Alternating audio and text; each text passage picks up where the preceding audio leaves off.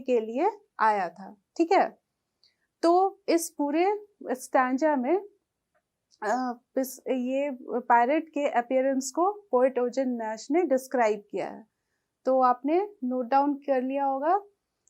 Hold means पकड़े हुए था या पकड़ना, बियर्ड दाढ़ी, क्लियर साफ, मिंट मतलब या अर्थ, कटलास, कटलास आपका हो जाएगा धारदार हथियार आप लिख सकते हैं।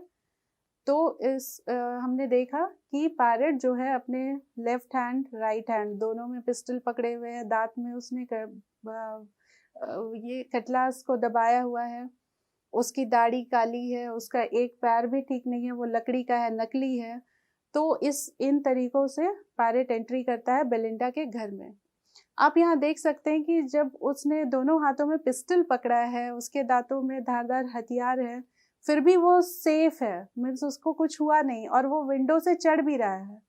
तो थोड़ी सी सीन जो है वो कॉमिक भी है, मतलब आप को आश्चर्य, आप सरप्राइज भी कर रहे होंगे और वो पैरेट का जो अपीयरेंस है उस पर आपको हंसी भी आ रही होगी। तो इस तरीके से वो एंट्री करता है। ठीक है, आइए इसके राइम स्कीम्स को देखते हैं। राइट हमने पहले ही डिस्कस कर लिया है कि लास्ट वर्ड्स को देखा जाता है हर लाइन के। तो राइट और ब्राइट सिमिलर साउंड कर रहा है तो आप ए लिख सकते हैं। वुड और गुड सिमिलर साउंड कर रहा है तो बी।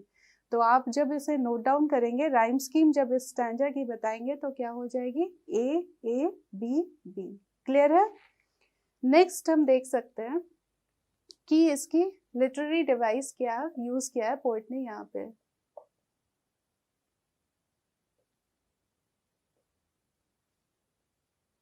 जैसा कि पहले मैंने इसको समझाने के दौरान ही आपको बताया कि यहाँ पायरेट का जो है अपीयरेंस डिस्कस किया गया है।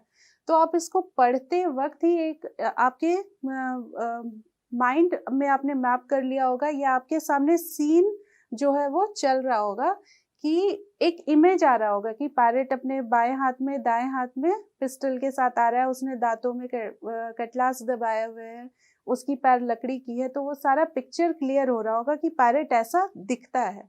तो इस टाइप का जो सीन क्रिएट किया जाता है पोएम लिखने के दौरान, तो उसके लिए poetic device imagery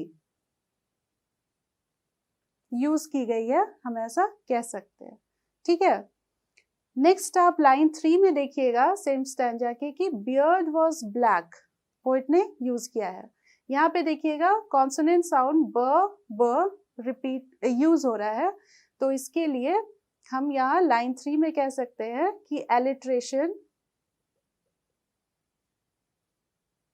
poetic device use हुई। एलिट्रेशन क्या है? Repetition of consonant sounds.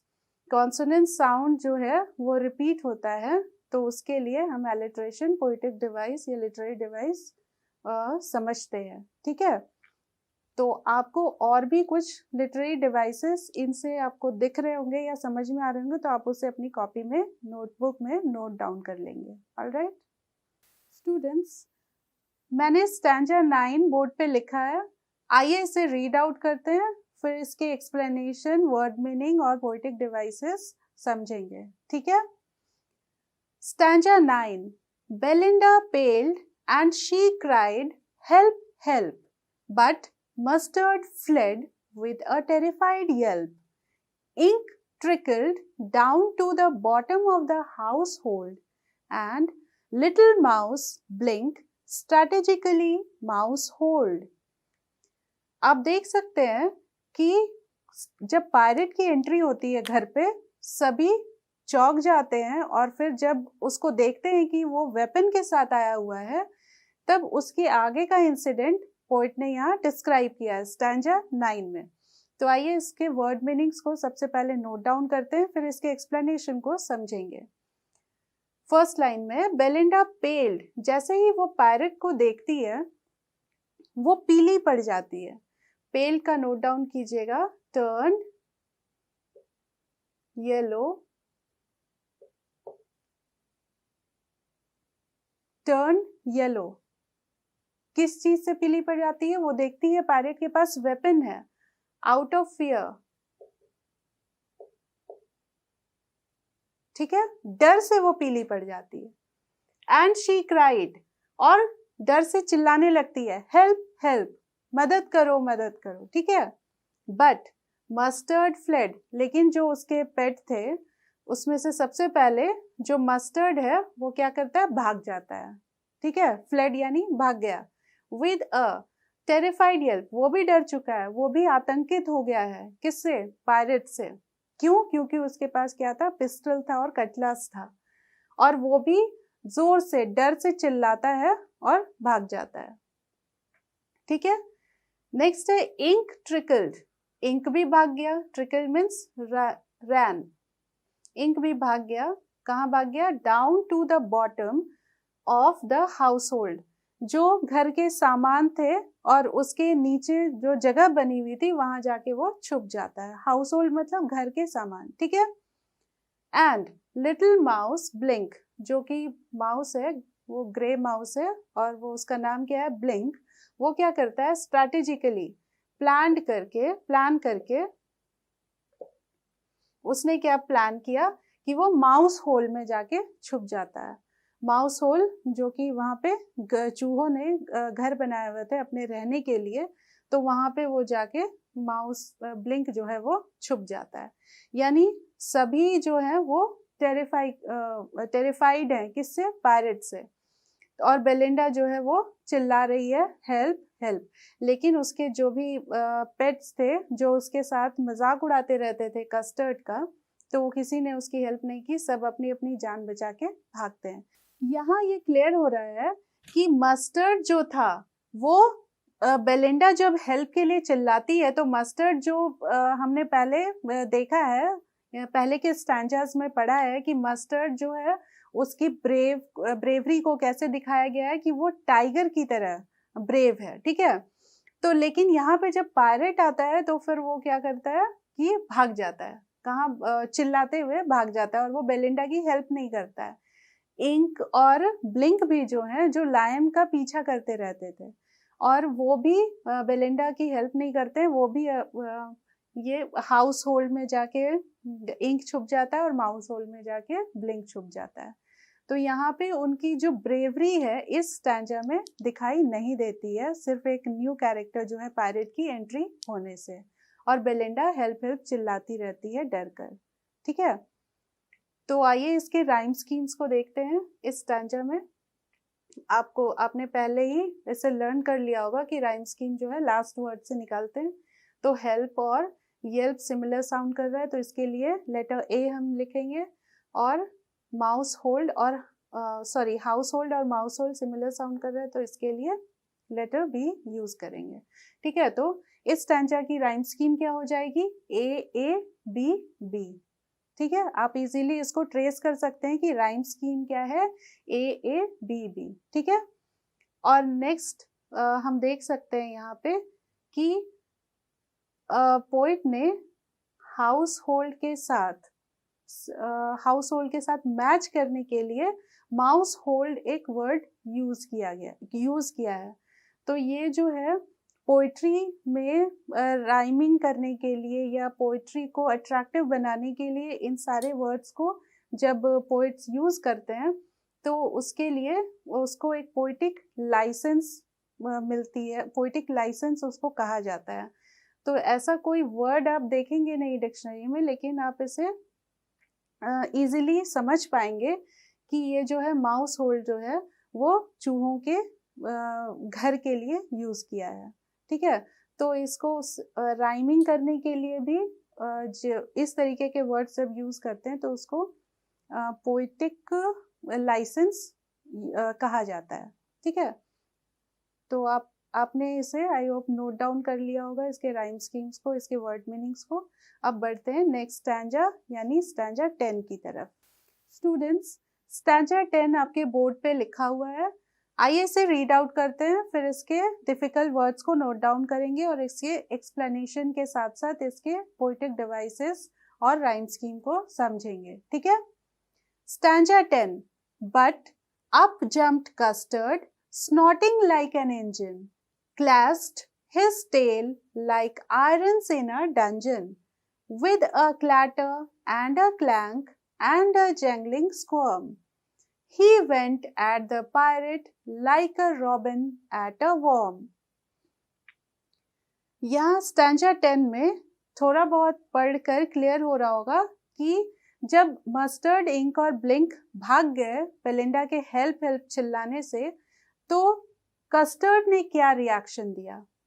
यहाँ पे क्या पोइट ने बताया, बट अप जम्प्ड कस्टर्ड, उसने कस्टर्ड से हेल्प नहीं मांगी, लेकिन कस्टर्ड क्या है, अचानक से क्या करता है, वो जंप करता है। कहाँ जंप कर रहा है, ऊपर। स्नॉटिंग लाइक एन इंजन, और जब वो जंप कर रहा है तो वो एक आवाज निकाल रहा है। कैसे, इंजन की तरह आवाज निकाल रहा है, अपने नाक से इतनी तेज आवाज निकाल रहा है कि वो उससे पूरा जो है फियर का एनवायरनमेंट क्रिएट हो गया है। क्लैश्ड हिज टेल, उसने सिर्फ अपनी नाक से आवाज नहीं निकाली, उसने क्या किया, क्लैश, टकराया। किसको, अपनी पूंछ को टकराया। Like iron in a dungeon, जो कि काल कोठरी में, डंजन जो होता है वो अंडरग्राउंड जो प्रिजन होता है, जेल होता है, उसके लिए डंजन वर्ड यूज किया गया है पोइट के द्वारा। तो डंजन का मीनिंग लिखिएगा, अंडरग्राउंड प्रिजन। आयरन्स तो समझते हैं, लोहे, मोटे मोटे सलाखें। टेल जो है वो किसकी टेल है, कस्टर्ड की टेल है। क्लैश्ड मीन्स टकराया, ठीक है, उसने उससे टकराया, लड़ाई की आप कह सकते हैं। तो यहाँ पे फिर कह रहे हैं with a clatter and a clank, और जब उसने अपनी टेल को से टक्कर मारी जमीन पर, तो कैसे क्लैटर और क्लैंक साउंड जो है वो जनरेट हो रहा है। जैंगलिंग और एंड अ जैंगलिंग स्क्वर्म, किसी चीज, किसी भी वस्तु से टकराने की साउंड को भी जैंगलिंग स्क्वर्म पोइट ने यहाँ कहा है। और फिर बताया है कि he went at the pirate, और वो पायरेट की तरफ इस तरह झपटा जैसे like a robin at a worm. Robin एक बर्ड होती है, रॉबिन छोटी चिड़िया होती है, वो एक अपने शिकार के लिए, वर्म जो है छोटा कीड़ा है जो उसका शिकार होती है, रॉबिन बर्ड का शिकार एक कीड़ा होता है, छोटा इंसेक्ट। तो उस पर वो जिस तरीके से झपटा मारती है, तो उसी तरीके से ये जो पायरेट के ऊपर किसने झपटा मारा है, वो कस्टर्ड ने, ठीक है। और वो रिएक्ट कैसे कर रहा है, सबसे पहले तो उसने इंजन की जैसे आवाज निकाली अपनी नाक से, अपनी टेल को, पूंछ को है जमीन पर पटका, और जैसे आवाज हो रही, जैसे कि किसी अंडरग्राउंड प्रिजन पर जोर से आवाज, इतनी धमाके की आवाज हुई, और फिर वो तुरंत ही 1 सेकंड में पायरेट के ऊपर झपट पड़ता है, ठीक है। जैसे कि रॉबिन बर्ड, पक्षी को आपने अपने शिकार के ऊपर झपटते हुए देखा होगा। तो यहाँ पे है, आप राइम स्कीम खुद, आपके लिए ये होमवर्क है, ये टास्क है कि आप इसे खुद ट्रेस करेंगे। हमने पहले ही इसे डिस्कस कर लिया, तो ये आपके लिए इजी होगा। तो राइम स्कीम ये आपके लिए टास्क है कि आप इसे बताएंगे इसकी राइम स्कीम क्या है। इस पे हम देखते हैं कि लिटरेरी डिवाइसेस क्या क्या यूज की गई हैं।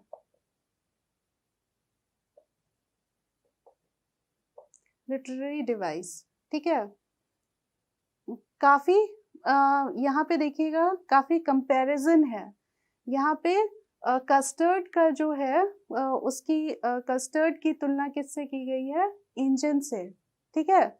तो वो पोइट ने कहा है कि custard snorting like an jump किया और उसने इंजन की तरह आवाज निकाली। तो लाइक यहाँ पे सिमिलैरिटी मीन्स यहाँ पे कंपैरिजन किससे पता चल रहा है, लाइक से। तो जब लाइक और एज वर्ड का यूज किया जाता है कंपैरिजन के लिए, तुलना करने के लिए, तो उसके लिए लिटरेरी डिवाइस सिमिली होती है, SIMILE, सिमिली, ठीक है। तो हम यहाँ कहेंगे कि स्नॉटिंग लाइक एन इंजन, यहाँ पे सिमिली लिटरेरी डिवाइस यूज हुई है।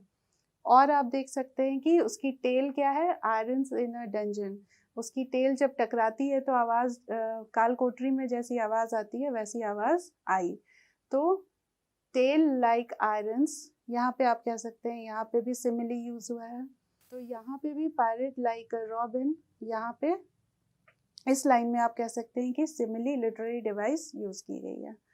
और पूरे स्टैंजा को जब आप पढ़ेंगे तो आपको एक पिक्चर क्लियर नजर आ रहा होगा कि किस तरीके से जो है कस्टर्ड अचानक एक्टिव हो जाता है। वो सेफ केज के लिए रोता रहता था, लेकिन वो अचानक एक्टिव हो जाता है और फिर अपना जो है वॉयलेंट जो अपीयरेंस है उसको वो दिखाता है कि वो क्या कर सकता है। तो पूरा इमेज हमारे सामने क्रिएट किया है पोएट ने। तो इमेजरी पोएटिक डिवाइस भी आप यहाँ कहेंगे कि इस स्टैंजा में यूज हुई है। ठीक है, तो स्टूडेंट्स आज हमने the tale of custard the dragon नामक पोएट के स्टैंजा नंबर 6 से लेकर स्टैंजा नंबर 10 को पढ़ा, समझा, उसके डिफिकल्ट वर्ड्स को नोट डाउन किया और इसके लिटरेरी डिवाइसेस के साथ साथ राइम स्कीम को भी जाना। ठीक है, तो स्टूडेंट्स मिलते हैं सेम पोएम के साथ नेक्स्ट वीडियो में स्टैंजा नंबर 11 से लेके स्टैंजा नंबर 15 तक के एक्सप्लेनेशन के साथ।